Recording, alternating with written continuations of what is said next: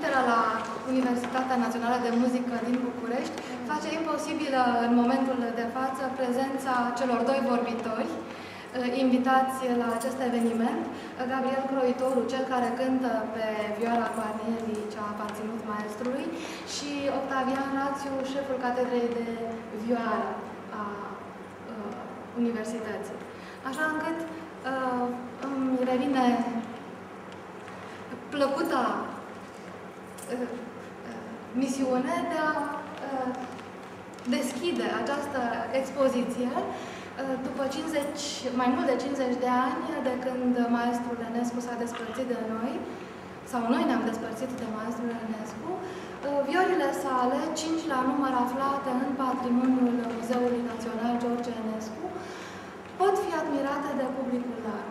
Această expoziție, pe care o inaugurăm în această primă zi a Festivalului Internațional menit să-i omagieze existența și realizările, se va închide în ultima zi a festivalului, în 25 septembrie. Putem admira cea mai de preț dintre viorile sale, vioara Guarnieri, intitulată, numită Catedrala, și realizată în anul, se pare, 1731, de cel mai apreciat dintre membrii familiei Guarnieri, Delgescu. Alături de acest exemplar de tezaur, două viori polcol, una creată anume pentru mâna ceva mai mare a maestrului, de asemenea, alte două viori, mai puțin valoroase, dar oricum peste media instrumentelor astăzi în circulație la noi. Vioara Guarnieri se află de 3 ani în urma unui concurs la dispoziția violonistului, maestrului Gabriel Croitoru, care o cântă în concerte naționale și internaționale. În măsura în care vom reuși să asigurăm și celelalte instrumente pentru a le putea scoate la concurs, ne vom strădui în următorii, sperăm puțini ani, să oferim violoniștilor români de marcă posibilitatea de a cânta pe aceste instrumente deosebite. Vă mulțumesc pentru prezența astăzi la o oră mai puțin potrivită, să spunem, și vă așteptăm, vă dăm întâlnire la următorul nostru eveniment, sâmbătă la ora 11, vernisajul expoziției consacrate lui Dimitrie Bâșcu, fratele lui George Enescu. Vă mulțumesc și vă așteptăm la toate evenimentele pe care Muzeul Național George Enescu le pregătește în această perioadă deosebită.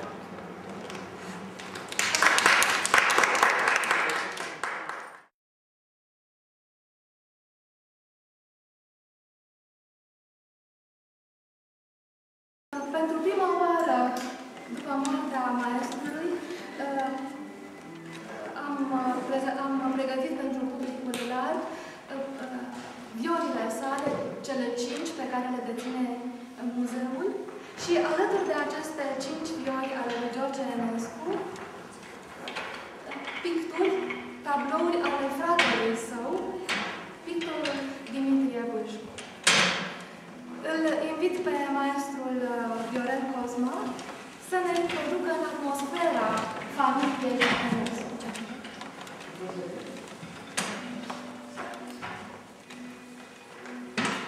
Doamnelor și domnilor, dacă George Enescu nu s-ar fi făcut muzician, atunci singur că ar fi realizat o mare carieră în arta plastică, pentru că a fost un admirabil artist plastic.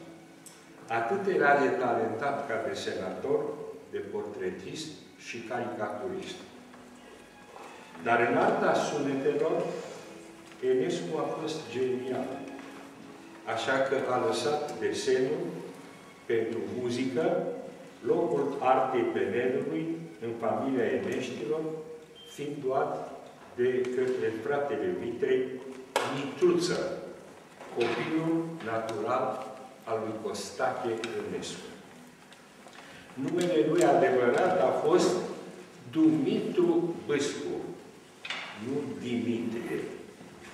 În certificatul de naștere de la Primăria Comunii Cracalia stă scris Dumitru al Mariei Ferdinand Suschi, de sex bărbătesc, de religie ortodoxă, născut la 1 septembrie 1902. Numele tatălui în certificatul de naștere nu există.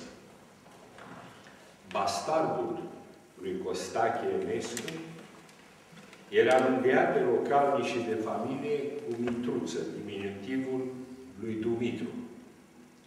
Cine a fost acest artist moldovean? Cine l-a crescut? Unde și cu cine și-a făcut studiile? Cum a reușit pictorul de la Cracalia să atragă atenția lui Nicolae Tomița, academicianul George Oprescu, Petru Comarnescu, Ionel Gianu și multor altor oameni de specialitate de care Maisu Grigorescu sunt convins că va accentua. Rămas orfan de tată la vârsta de 17 ani, Mitruță a rămas în grija fratelui mai mare, George Enescu, și familiei Băzescu. Enescu l-a ajutat să-și termine studiile atât în țară cât și la Paris, în mod direct, dar mai ales în mod indirect. Când muzicianul a părăsit definitiv România în anul 1946, în cabina vaporului Ardealului, care îl ducea spre Statele Unite ale Americii, Enescu i-a spus secretarului său, Romeo Drăghici, următoarele. Te rog foarte mult, Coane Romică, să ai îndeaproape grijă de fratele meu, Mitruță Bâscu, împreună cu soția și copilul său. Îi vei da din veniturile ce le vei avea de la mata în fiecare lună în raport cu nevoile lui. I-am căzut în genunchi, îi scria Romeo Drăghici la 11 septembrie 1946 în Mitruță, i-am sărutat mâna și am coborât de pe punta vaporului gata de plecare. Stimați ascultători, Bâscu a făcut o carieră artistică strălucită. A participat la mari expoziții, atât în țară cât și peste hotare. A pictat biserici și catedrale. A realizat frește la Muzeul Militar Central, la Marco de S-a bucurat de prețuirea Reginei Maria și a domniței Ileana, a presei, a cercetătorilor români și străini. A restaurat picturile bisericești de la Tismana și Bran, de la Măgurele și de la Dârste, dar a fost și arestat politic și deținut în temniță și în lagăre după anul 1952 de către comuniști. Bâscu a fost membru al Uniunii Artiștilor Plastici, expert la consignația, dar și director la Fondul Plastic din București. Am avut bucuria să-l cunosc personal în casa lui Romeo Drăghici, după eliberarea din închisoare. Și l-am reîntâlnit când a restaurat pictura Bisericii Sfântul Gheorghe din Andronache, cartierul din Colentina din București, unde paroh al bisericii era socrul meu. Era un om modest, amabil, extrem de manierat. A dispus de un talent excepțional. Și Laura Manurati, directorul muzeului, a avut această inițiativă ca să ne aducă câteva din tablourile lui. Într-adevăr, Noi aici, la Muzeul Muzical, nu prea avem materiale de specialitate ca artiștii plastici. N-am putut, într-adevăr, să înfățișăm decât câteva tablouri. Dar sunt convins că fiica lui Dumitru Bâșcu va reuși într-o scurtă intervenție să mai completeze pe parcurs această frumoasă expoziție de care să putem să ne bucurăm cu toții. Bâșcu a murit la 18 noiembrie 1983, fiind înmormântat la cimitirul socrului meu, unde de câte ori mă duc să-mi văd părinții, trec pe lângă mormântul lui. Fratele lui Enescu merită să fie așezat printre marii noștri artiști plastici. Sunt convins că aceste câteva tablouri reprezintă abia un început pentru readucerea în circuit a acestui admirabil artist plastic pe care avem datoria și obligația să-l aducem, în primul rând, în mijlocul nostru, al muzicienilor, fiindcă nu a fost altul decât fiul lui Costache și fratele marelui George Enescu. Vă mulțumesc!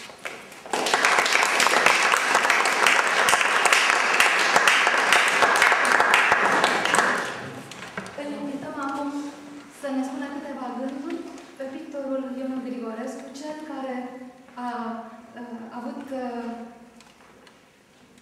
grija organizării acestei expoziții. Lui îi mulțumim pentru frumosul afiș, pentru frumosul catalog și pentru aceste tablouri care ne bucură privirea.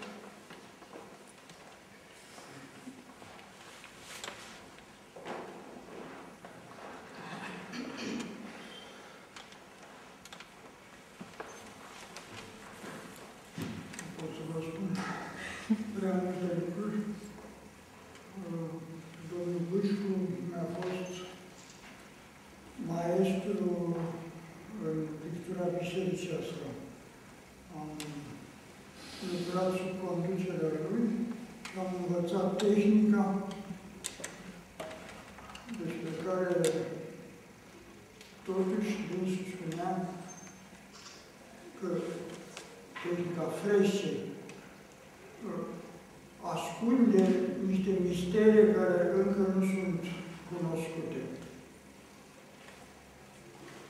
Eu n-am lucrat atât de mult ca dânsul și am lucrat mai mult de restaurare.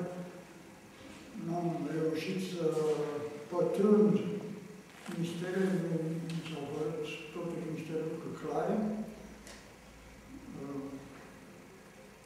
Monumentele astea trebuie totuși vizitate și trebuie căutate aceste mistere ale tehnicii care e folosită de atâtea sute de ani.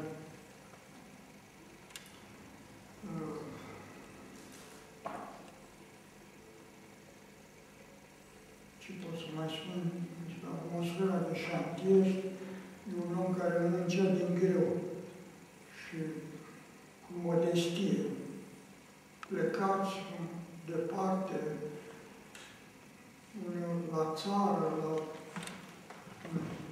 peisaje unde poate că ar fi vrut să și lucreze, își făcea datoria și după aceea colegii mai în vârstă mi-au spus că a fost fondatorul acelei organizații care îi ajuta pe artiștii să mai câștige un ban, fondul plastic. Și împreună cu Victor Avachian. Deci nu s-a lăudat niciodată cu lucrurile astea. Și am trecut așa, noi care eram prezenți, expoziții, asta pur și simplu ignoram ce a fost domnul Bâșcu în trecut. Deci, cu minte și modest, își vedea de treabă, mai ales în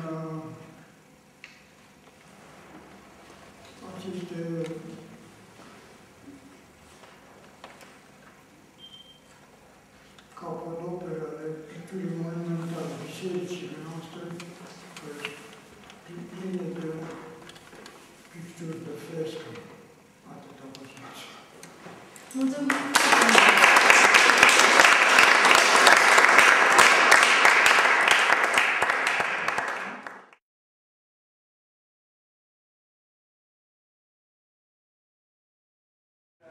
Jó estét kívánok, bună seara!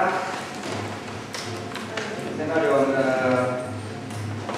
jó nap ez nekünk, mert kapcsolódhatunk a Zeneszki Fesztiválhoz, hogy nem csak a Bukarestnek, hanem azt is mondhatnánk, hogy Európának egy kiváló fesztiválja, hanem a legkiválóbbika. És nagy öröm számunkra, hogy most a Magyar Intézetben szintén helyrakhatunk ennek a kiállításnak, amely kapcsolódik a fesztiválhoz. Devo piacere per noi, questa culturale municipale, per putem să ne alăturăm într-un fel acestui festival, Festivalul George Enescu, cu această expoziție. Vrem să rezumim această expoziție, dar prin faptul că Festivalul Enescu este un festival, putem să spunem, unul dintre cele mai bune festivaluri din Europa. Și cealaltă plăcere a noastră este că această expoziție prezintă două personaje muzicale care, într-adevăr, reprezintă acea interculturalitate, ceea ce este prezentarea acestei interculturalități este și scopul instituției noastre. Deci, un argument în plus pentru bucuria, fericirea noastră de astăzi. És természetesen külön öröm számunkra, hogy egy olyan kiállítást nyithatunk itt meg, amely két olyan személyiséget mutat be, akik igazi kultúrák közötti kultúrát képviseltek, amely kultúra közöttiségnek a képviselete a mi intézetünknek mindenkori célja is. És ezzel én át is adom a szót a szervezőknek és vendégeinknek. Și cu asta vreau să dau cuvântul invitațiilor noștri.